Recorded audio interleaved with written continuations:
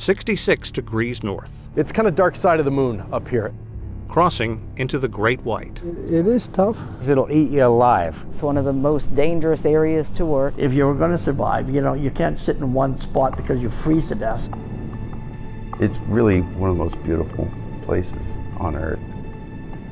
Across the North American Arctic, an array of voices emerge. We've been born in the north and raised in the north. We've been here for generations. Been up here 20 years. 24 years. Came up 28 years ago. I lived here all my life.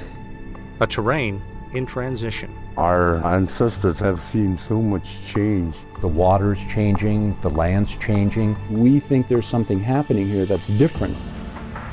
What's going on over the edge of the ice? What's going on with the clouds? There's a lot of important science to be done here. A clash of cultures. This is our land, our territory. We all own a piece of that. We, the people of the north, should have a say. What are your resources? What are you doing about it? This is my time to enjoy the scenery, the land, and the animals. And a fight for the future. That ocean is opening up. There will be drilling. It really scares me. Genocide comes to my mind. It's a sad state of affairs. Things are going to change anyways. Change is never easy. Now that it's happening, we can't stop that.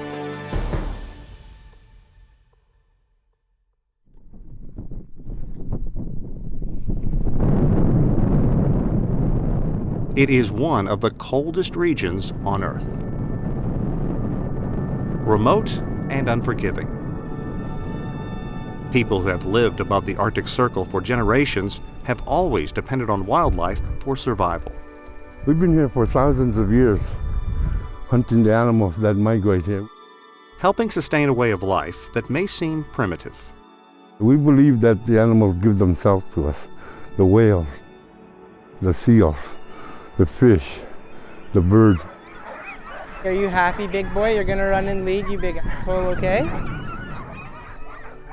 But many in the far north don't want to abandon traditions they hold dear. On a trail like this, you just feel like you're on a magic carpet or something. You're just flying.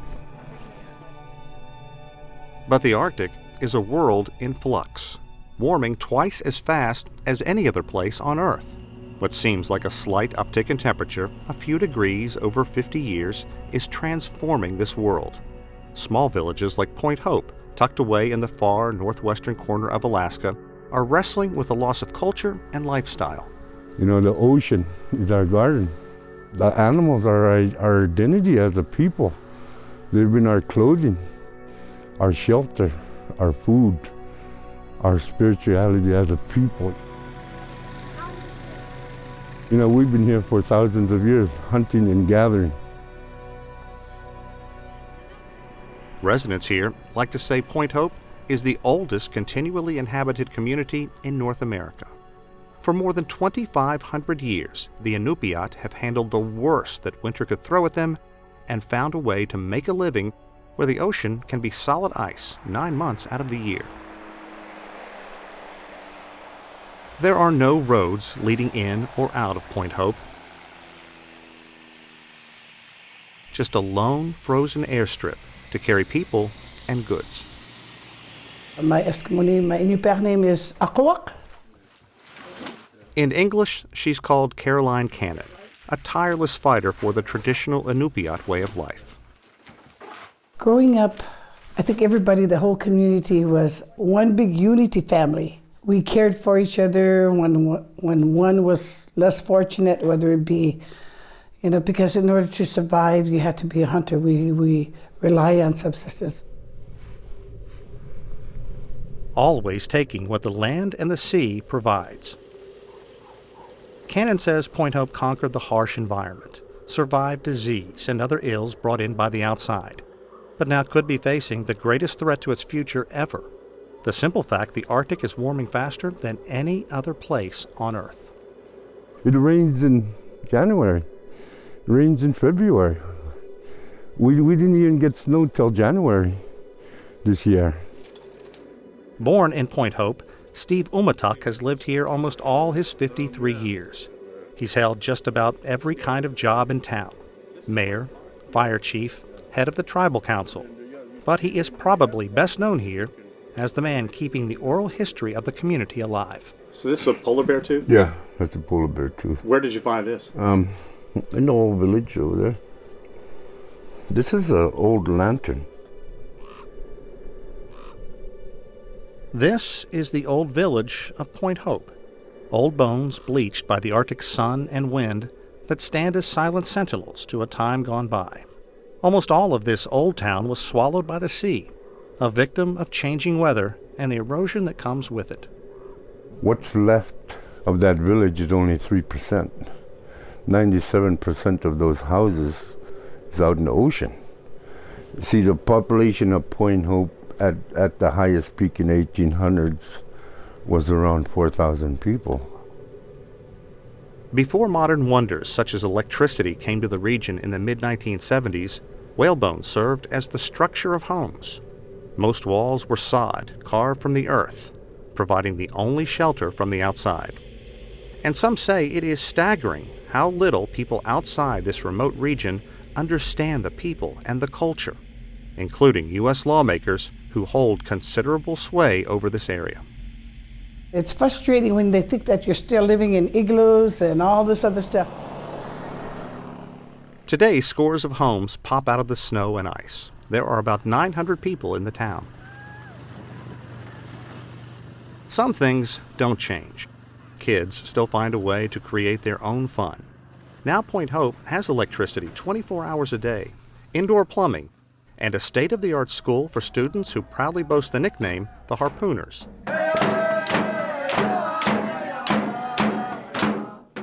Students in Point Hope learn about their rich culture from a very young age.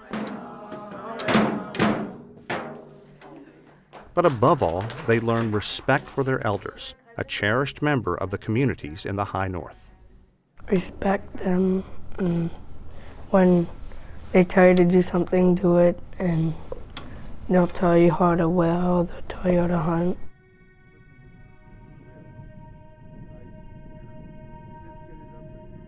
But the past is rearing its ugly head. There's talk of having to uproot the community and move once again because of the ever-present enemy, erosion. When I was going there, you could go 100 yards further. We lost a lot of land in a short period, in the last 40 years. The erosion. The greatest threat to their way of life is the fact sea ice is thinning. But it's still freezing up here, and hours on end on the ice take their toll. Using his handmade parka the same way his ancestors did for warmth, Umatuk has spent decades out on the ice hunting bowhead whales. I wouldn't get cold at night, I could sleep sitting down. This is polar bear and wolverine. They don't get frosty, keeps it warm. Big old bear track. Like so many in the small Arctic village, Umatuk's cousin, Wally Lisborn, heads out on the ice. Maybe 10, 11 footer. Looking for something to help sustain his family. Pretty big. Here, patience is a virtue and disappointment comes with the territory. This is mid-April, when spring is in full bloom in much of the northern hemisphere. In Point Hope, the sun is out 18 hours a day. The community is gearing up for the major event of the season. Nothing is more important to their subsistence way of life than whaling. 6 kilometers out on the frozen Bering Sea, the ice may appear incredibly thick, but the people of Point Hope see something entirely different, something that concerns them. Back in the mid-80s, maybe it was thicker. At least 4 to 6 feet thick. Now it's not. It's 2 to 4 feet thick. This isn't just an opinion from a soft-spoken native Alaskan.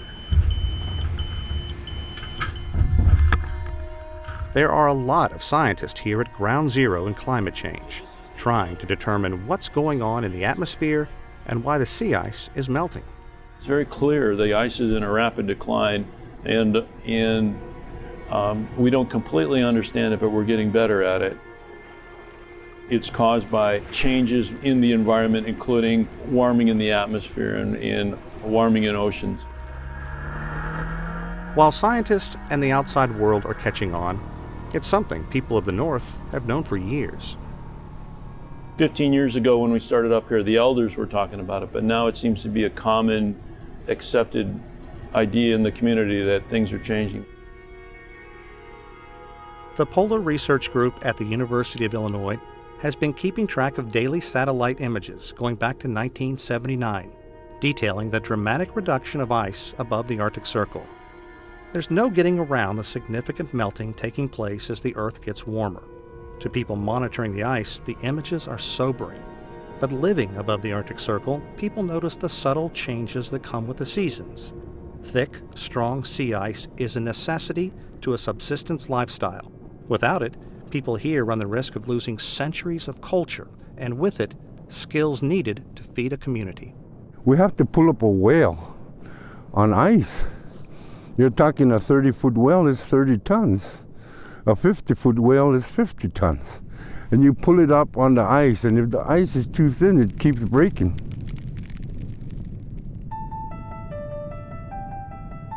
Whaling season comes to Point Hope as winter gives way to longer, warmer spring days. It breathes new life into the community after months of bitter cold and complete darkness. The flush look, this twinkle in everybody's eye. Everybody's all happy. Everybody's saying welcome home and good luck. Home from his job in Anchorage, Rex Rock Jr. is in Point Hope to head out whaling with his father's crew. It's something he's been doing more than 2/3 of his young life. Their team will head out in this, called an umiak, the Inupiat name for the small boat. This was built by his grandfather decades ago. But the Rocks have made a modern concession to keep memories of an old man in the sea alive. Well, I guess traditionally it wouldn't be this fiberglass. It would be bearded sealskin, or it could be walrus. But bearded sealskin, what they find is a little easier to work with. It's Rock's job to get everything together. Knives, cords, and the new harpoon. You would just launch it like this and make sure the boat is prepared for the many weeks out on the ice and water.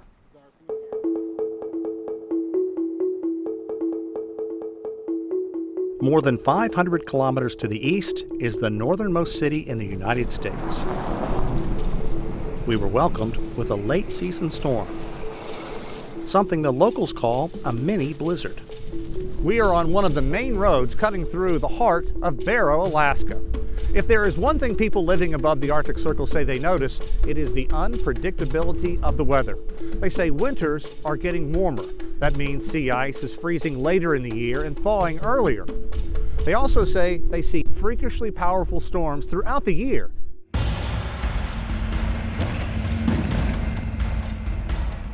Ned Array has been a whaling captain since 2009. It took decades of apprenticeship to reach this vaunted status. To provide some perspective on how changes in the Arctic weather are making it harder and harder each year to carry out the tradition of hunting whale, Array took us on a bone-jarring 30-kilometer drive from the town out onto the sea ice, a frozen stretch of the Arctic Ocean that takes on an otherworldly image as we race toward open water. This is called breaking trail, a way to break in young men who want to work their way up and on to a whaling crew. It's difficult and in many ways thankless work, but clearing a path makes it possible for Array and others to haul their boats, tents, and supplies out toward the water, where hunters will camp on the ice and wait for the whales to come.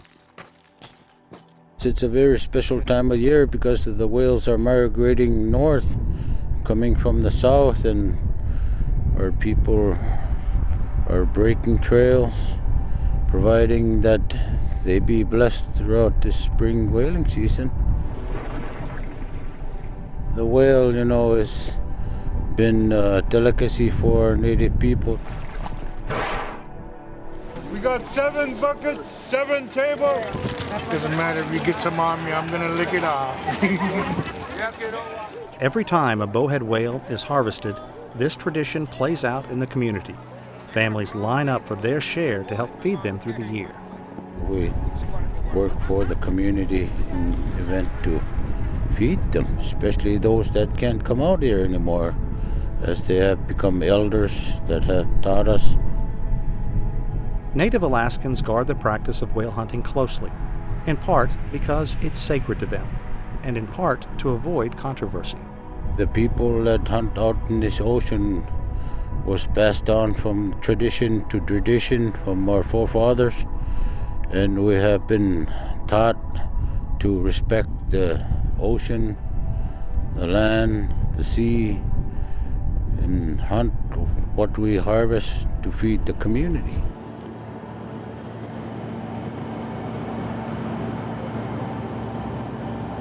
For thousands of years, communities and towns have been isolated in the North American Arctic.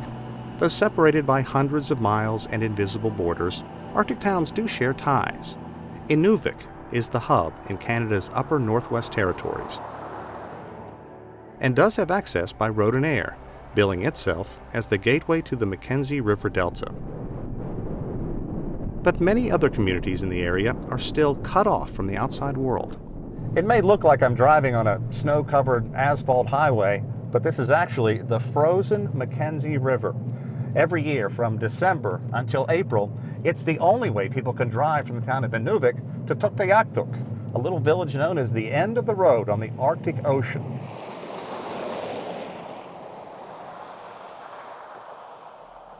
You can zip along here at close to 100 kilometers per hour and feel completely safe.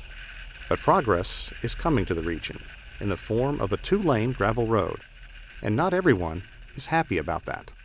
Well, just like anything else, it has its good points and bad points. James and Maureen Pokiak were married 38 years ago in Tuktoyaktuk, or Tuk for short. James is a Inuvialuit. Maureen moved to Tuk 4 decades ago from southern Canada to be a teacher in the rural community. James makes a living as a hunting guide. They don't want the road to come to Tuk. My main concern is part of the section of the road is very close to our traditional spring geese hunting and ice fishing lake, and that's going to open it up. Once the road is completed, I wouldn't be surprised if there's going to be a lodge set up somewhere close by, and that worries me.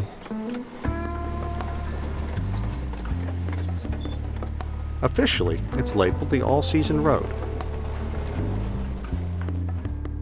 But some locals call it the Road to Resources, stretching more than 120 kilometers from the town of Inuvik north to Tuk. Crews are working tackling the project from both ends. From Inuvik, Kurt Weinman, the owner-operator of Northwind Industries, is overseeing the project. Oh, this will be a lifelong pride thing for me. It's history, right? Weinman is a handful, keeping one eye on the road, one eye on his phone, and a heavy foot on the accelerator. An Inuvialuit who started with nothing and now owns 350 trucks and rigs. He's a hands-on boss, fiercely proud. I don't think we would let anyone from the outside come in. This is our land, our territory. We would definitely put up a huge fight to keep this. And we've come a long ways, and this is the only way it could be done on our land is with our own people. It's a huge thing for our community, not only for the people of Tuk, but the rest of Canada to come, or the rest of the world to come up to Tuk. We'll just open up everything. And from the north in Tuk, Mervyn Gruben is handling construction. Tuk is tucked away on the Beaufort Sea. There are no hills or massive boulders to negotiate on this end, just an unending blanket of snow and ice. In the Arctic, it's always going to be like the high cost of living, and we're battling with that all across what we call Inuit Nunangat, because it's right across the Arctic. A quick trip to the grocery store shows part of what's at stake. Most food has to be flown in. A bag of apples costs almost $10. A simple box of cereal, more than $14. And a gallon of milk, $11. You need some economic growth in the community. One of the most important and powerful people in the region, Nellie Cornier, is head of the Inuvialuit Regional Corporation. It's an organization charged with improving the quality of life for the indigenous population. I believe people that want to be successful, it's important that they have their roots and their culture. We know a lot of the culture is not coming back. Our community is pro-development. We want things to happen in a positive way, just to make sure it's done right. But just how popular is this pro-development? Mervyn Gruben had been Tuck's mayor for 6 years, but was voted out of office after putting road construction ahead of other community needs. There's no way we're all going back into trapping and living off. The majority of us don't live off the land. But the Pokiaks still do. Heading out on a brutally cold spring day to chop ice from a frozen creek for water. It is tough. I think harsh is more the word to use, because especially this time of year in the wintertime, the daily weather can change so quickly. So, weather-wise it's cold, all right, but when you dress up for it, you don't really feel it.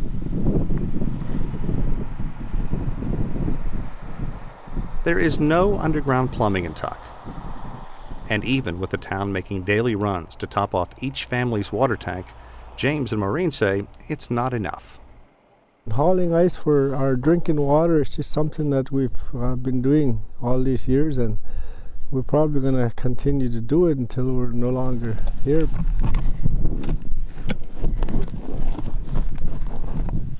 The drinking water itself from the reservoir is good, but this is actually where the water comes from, is from this creek. Many in the region embrace the same work ethic as the Pokiaks. After raising 3 children of their own, they're taking an active role in ensuring their grandchildren have an appreciation for the Arctic way of life. Let's slide around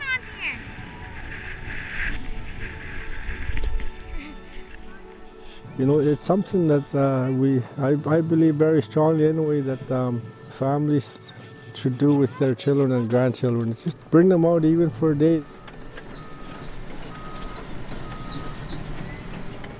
With each stone that's overturned, as the road takes form and grows, some in the area feel they are losing a piece of their heritage.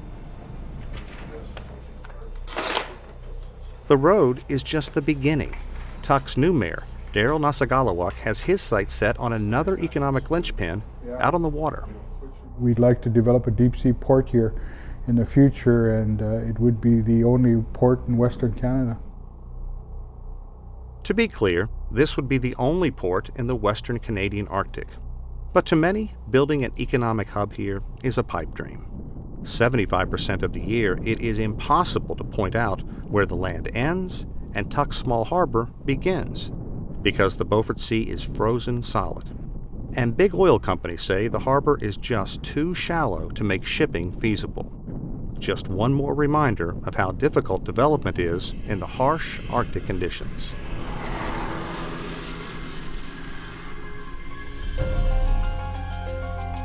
Far to the west, off the coast of Alaska, Shell Oil learned that the hard way. After spending billions of dollars for U.S. oil and gas leases and 8 years in the region, Shell abruptly abandoned plans to drill. In a statement saying the company found some oil and gas, but not sufficient to warrant further exploration. Many, like Cannon, are thrilled, believing an oil spill in the Arctic could never be adequately cleaned up and confined. Let's talk about what drilling would do if there was a spill on land and if there'd be a spill in the ocean. What would that do to this region? The term genocide comes to my mind. It's hard to even say that. There's no technology, there's no proven technology that they can clean an oil spill. Shell Oil ran into trouble at the end of 2012 when the rig, the Culloch, ran aground in the Gulf of Alaska on its way to the Arctic. It was a massive setback, one of many Shell would endure trying to strike it rich in the high north. Cannon says an offshore spill would destroy the environment, destroy subsistence hunting, destroy a way of life that has overcome adversity for centuries. We all have the responsibility to protect America's Arctic. She's no disengaged citizen. Cannon was the 2012 recipient of the Goldman Environmental Prize, widely considered the environmental version of the Nobel. She was recognized for spearheading a lawsuit to stop Shell from drilling in the Arctic near Point Hope. Yes, there are some people out there that lives and depends on that ocean. The lawsuit was eventually dropped. But even though Shell has left the coast of Alaska, the oil giant is leaving the door open to return, in its statement saying the company continues to see important exploration potential in the area, perhaps when the price of crude rises. Shell is keeping the rights to its leases and says the area is likely to ultimately be of strategic importance to Alaska and the U.S. The fight for oil money is dividing the town of Point Hope, with many leaders hoping Shell returns. We're a very low-income community. We rely on subsistence. You know, we want the best of both worlds. We live in a modern way. We need cash, we need money. It's all about making that extra dollar or the dividends or whatever, but it's heartbreaking, but I guess they have a mission. It's going to happen whether we like it or not. It's a very touchy subject.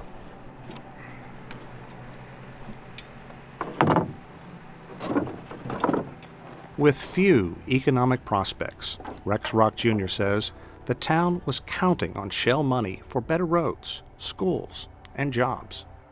We'd rather get some of the reward if we could have some type of economic stability or diversity instead of just being kind of left out to dry.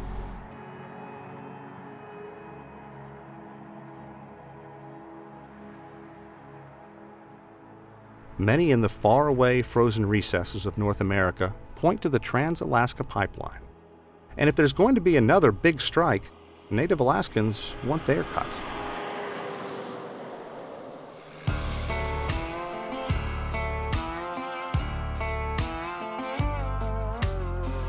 Built in the mid-1970s, the pipeline was hailed as pure engineering genius, moving heated oil from Prudhoe Bay along Alaska's north slope through a 1,300-kilometer pipe, the crude ending up in Valdez, a port in the southern portion of the state.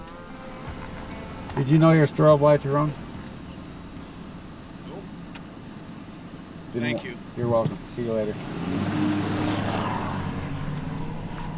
See, that's kind of stuff I kind of do sometimes. Make sure our guys are staying out of trouble. For 27 years, trucking supervisor Rusty Watson has made the trips back and forth from Anchorage to the town of Deadhorse to work the pipeline oil fields. He says he learned a long time ago there are some people who just aren't cut out for a typical desk job. That's just not me. I like time off, and it was the trade-off. Do I work 8 to 5 and have the weekends off, or do I work 4 weeks on and have 2 weeks off to play?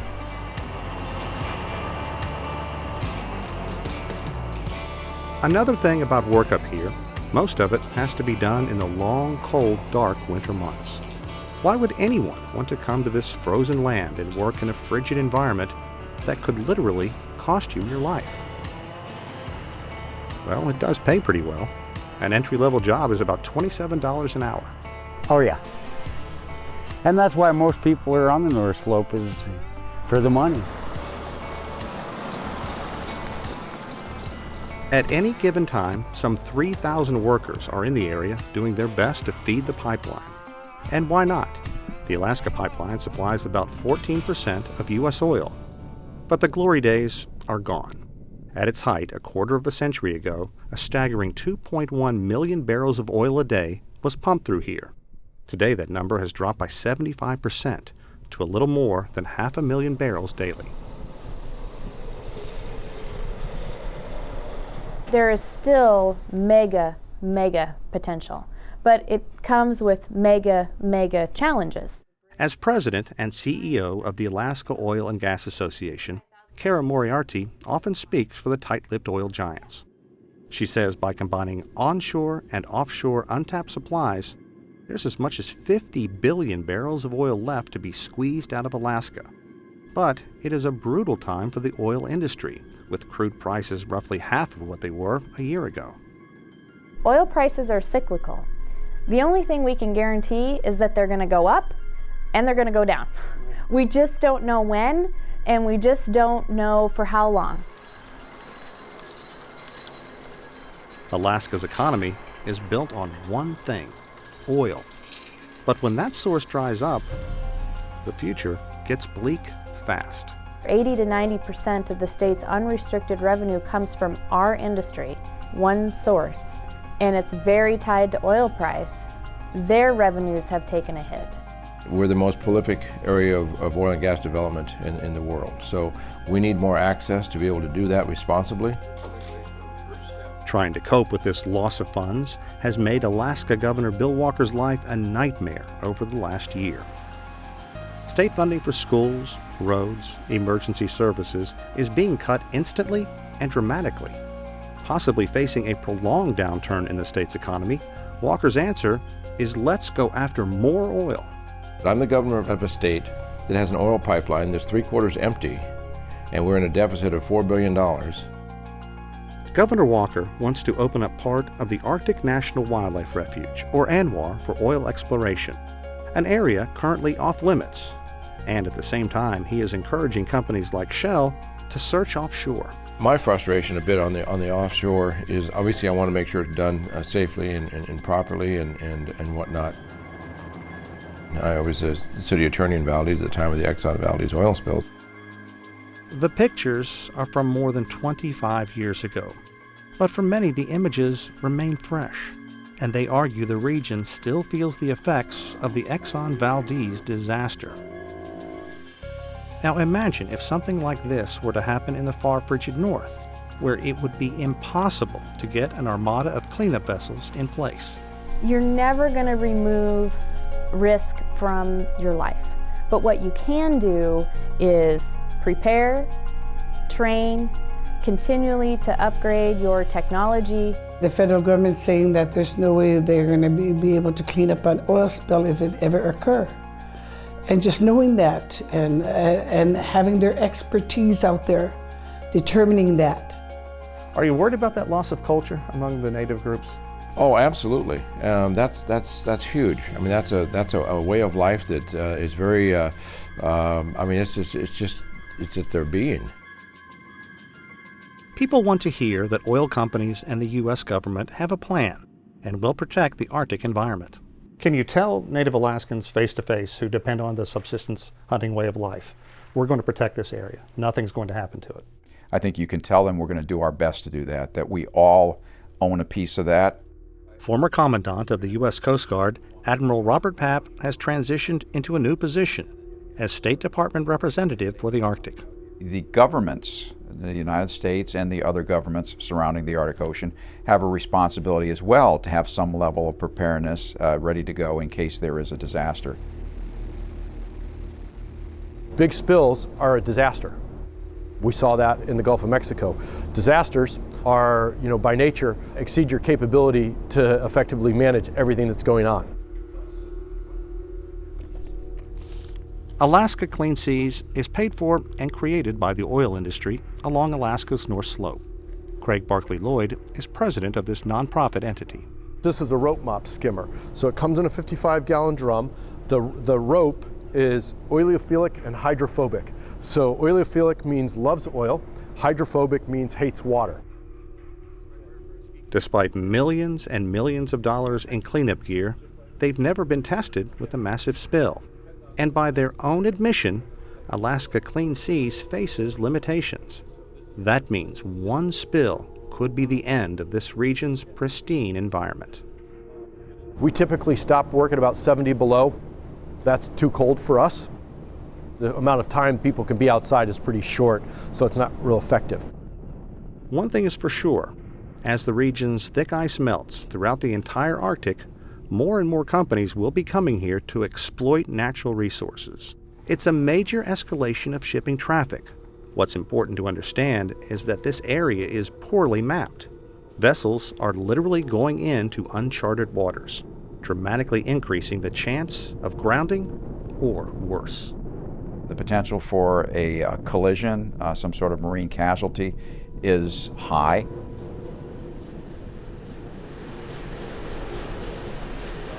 Among those here is the Fednev Shipping Company.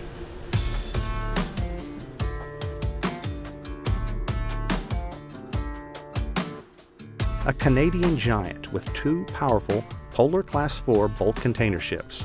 They are as strong as any non-nuclear icebreakers on Earth, capable of easily carving their way through ice several meters thick. At the helm of the Umiak 1 is Captain Michael Lee. He's run this vessel for close to 2 years. This ship is made to first cut the ice and then kind of lift the weight of the ship onto the ice and just continuously break it.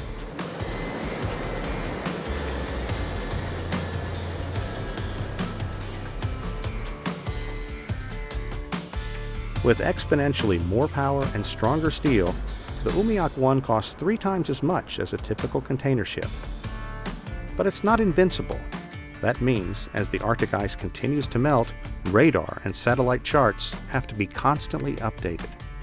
It will tell us here on the ship what kind of ice concentrations, ice types we can expect along our route. And then we can, with that information, we can maybe deviate into easier ice regimes to avoid the bad stuff. One of the things that, of course, all of the scientists understand, but lay people less so, is that every solid over time gets weaker. Ice does not. Ice gets stronger over time as long as we, of course, maintain it at an ice cold temperature. As head of Fednev's Arctic shipping, Tom Patterson makes the call where ships can go and where they can't. And a lot of that depends on the mariner's nightmare: ice. Look at some of these floating chunks. It takes just 3 years to make sea ice so solidified it becomes stronger than steel, meaning it can devastate a ship's hull. When the conditions get that dangerous, shipping companies turn to people like John Falkingham. He's the former Chief of Operations for the Canadian Ice Service. Over the course of time, the last 15 years has seen more change in my career than I ever imagined. When Falkingham began monitoring Arctic ice more than 4 decades ago, ice in the Arctic was always frozen solid. There was no need to ever update winter charts. But this past year, something happened that has never happened before, and it's a good barometer to mark the dramatic change in conditions. Our sister ship, as you know, transited the Northwest Passage last year, unescorted.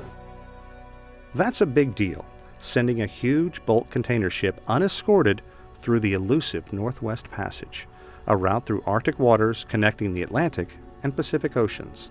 The Nunavik carried nickel ore from Deception Bay in Canada to the Chinese port of Baiyuchuan, a route that was 40% shorter than going south through the Panama Canal. Shorter routes translate into saving money. Some have predicted the Northwest Passage could become Panama Canal North. As for other companies with a growing influx of traffic and the risk of disaster, Patterson offers this shot across the bow. For a ship, for instance, to load in New York and go to Shanghai via the Northwest Passage, no, I don't believe that that'll ever be economical, certainly in the next 40, 50 years. We've done it, we know what we're doing, but the average ship cannot possibly compete in that market because of the ice class and the cost to build high ice class tonnage. It's not just companies that are vested in the Arctic, so are countries. One of the most influential international agencies that you have never heard of is the Arctic Council. The United States recently assumed the chair of the organization, which includes all 8 nations with land in the Arctic. But there's concern the United States is leading from behind. In the event of a disaster in the Arctic, nations need an emergency plan. And more than that, they need the resources to respond.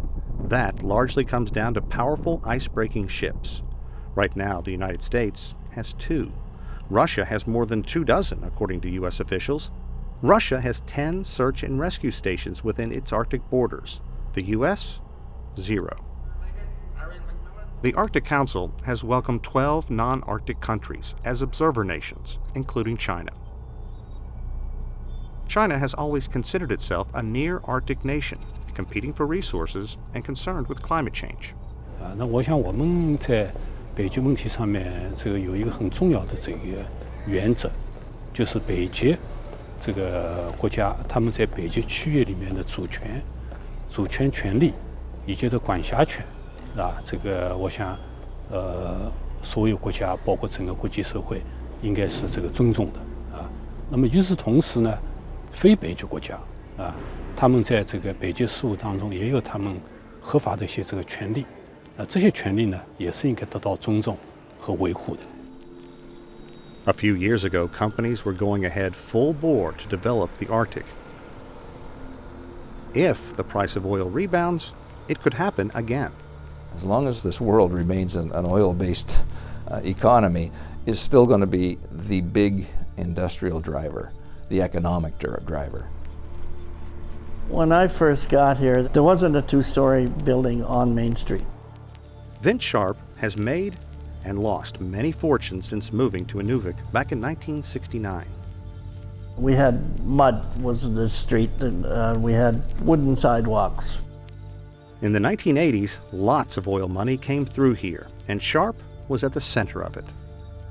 We used to have the oil field. The guys would come in. They'd be, a couple thousand guys going into different camps, and they'd come into town on the weekends and, whoop and holler and whoop it up in the bars.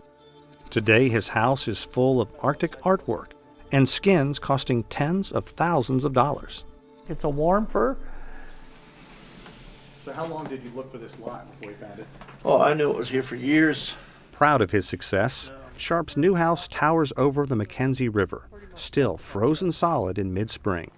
He likes the way the community has changed, more integrated, close-knit. But every year, people talk more about a different kind of change.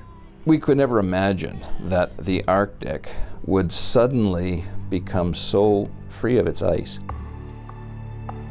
It's accepted common knowledge, despite the fact that there are some deniers out there, but it's accepted common knowledge that the Arctic ice is diminishing.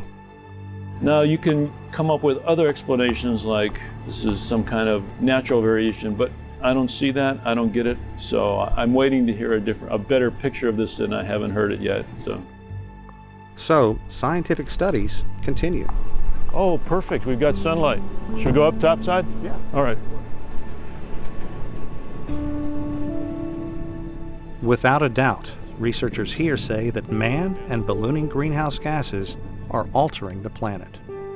We're seeing the Arctic is changing rapidly. We know that this is part of increased emission of greenhouse gases, plays a significant role in that.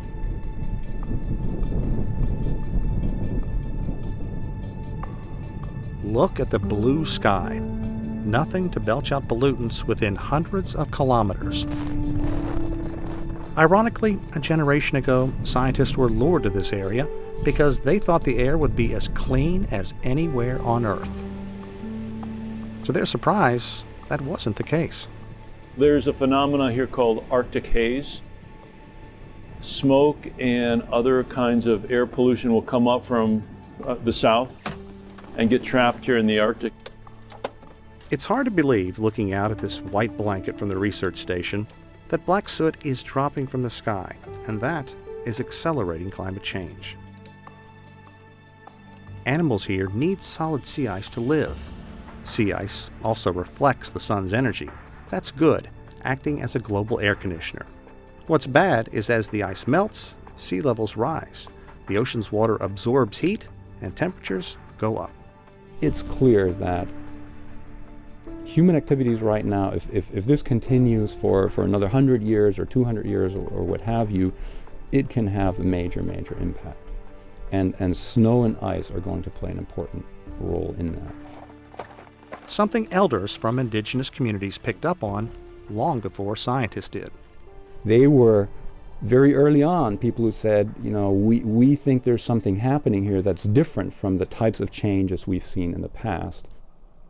In the old days, our elders, they walked out there, walked everywhere. They always walked on the ice. They knew the ice. They knew every type of ice, the thickness, what is safe, what is not safe. They knew every type of ice, but we sure didn't. There's no way to overstate the importance of local knowledge. We're at the very tip of Point Hope, where two seas meet. It is a beautiful, tranquil location. Ice pushed up from the ocean this time of year. A perfect place to come out, get some pictures, maybe film some wildlife, or, if you're not careful, a great place to get stuck.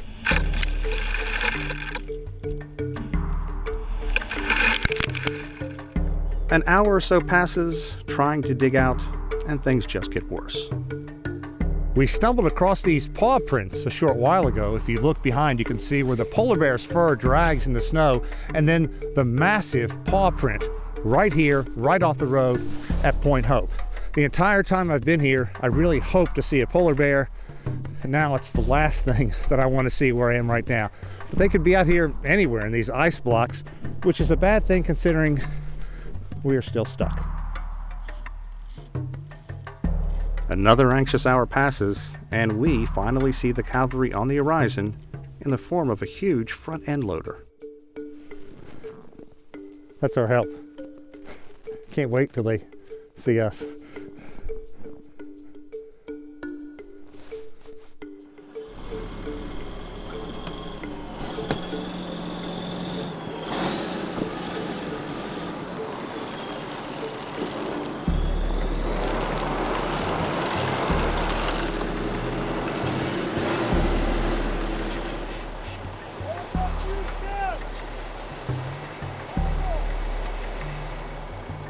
We have a camera to protect us if he comes.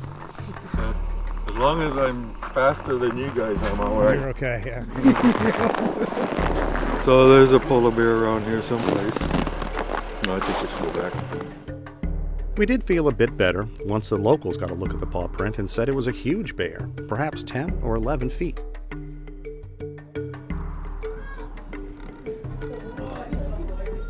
Not far from us, the school year is coming to a close in Point Hope. Perhaps not surprisingly, it's easy to find students who've had close encounters with bears. My dad was taking too slow to shoot it, so I just shoot it a couple times straight in the ear. Well, what do we call domestic caribou? Reindeer? Yeah, and you know... Bob Wolf has been teaching in Alaskan villages since 1973. You're right, they're very bright. There's different kinds of brightness.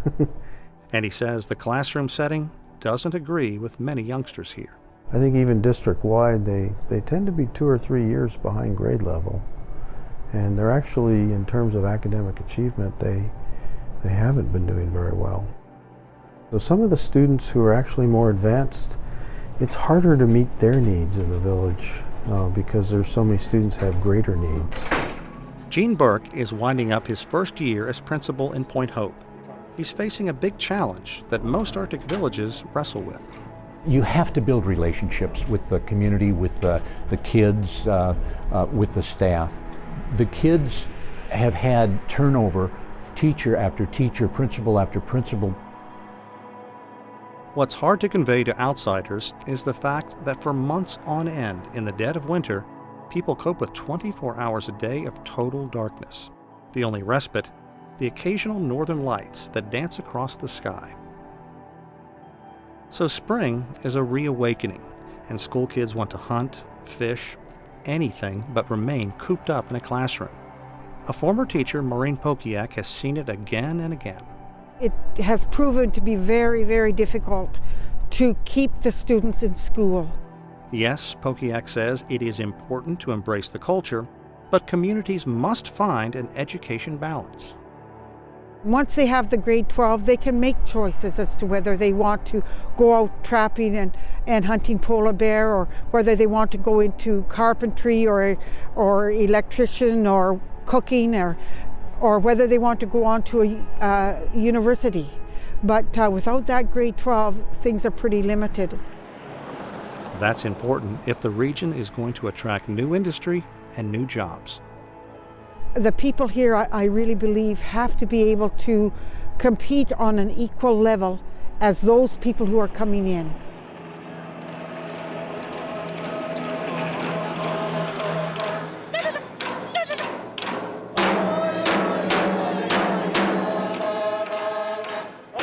Back in Inuvik, the annual Spring Festival, an absolute highlight for many people in the region. A communal gathering celebrating heritage, culture, and always food.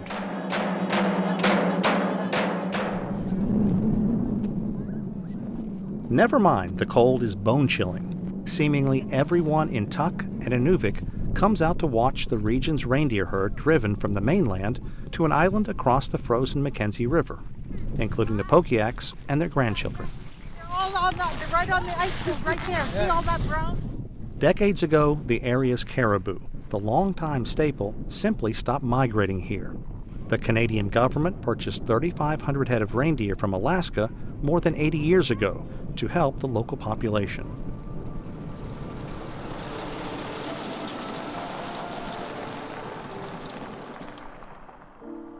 If only fixing all the Arctic's problems were that easy.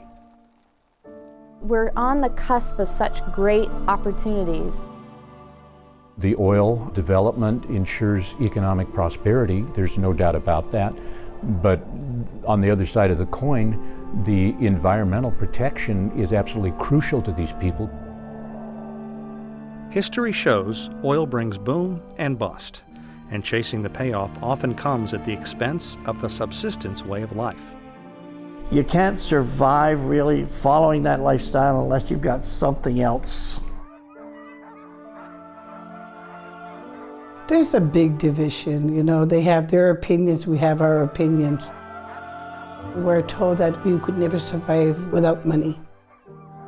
Shell spent how many billions of dollars out there? They're not going to go away that easily. Money, resources, trade, climate change are revealing a new world in the Arctic Circle. But for natives of the North, melting sea ice is eroding the core of their culture. The fiber of our community is going to be lost. It'd probably stop the whaling and all that hunting in the ocean, fishing. It brings tears to my eye. Cutting to the core of what's going on in the high north right now, Indigenous people in the Arctic are trying to keep one foot in the past and one in the future. We want to ensure the safety of what's most important to us, what has kept us here, what has made us who we are. There is a natural fear of development. You don't have to rob one to get the other. It's very important that you have both together. But can the Arctic have both? The climate and the landscape are changing, leaving people of the North on thin ice.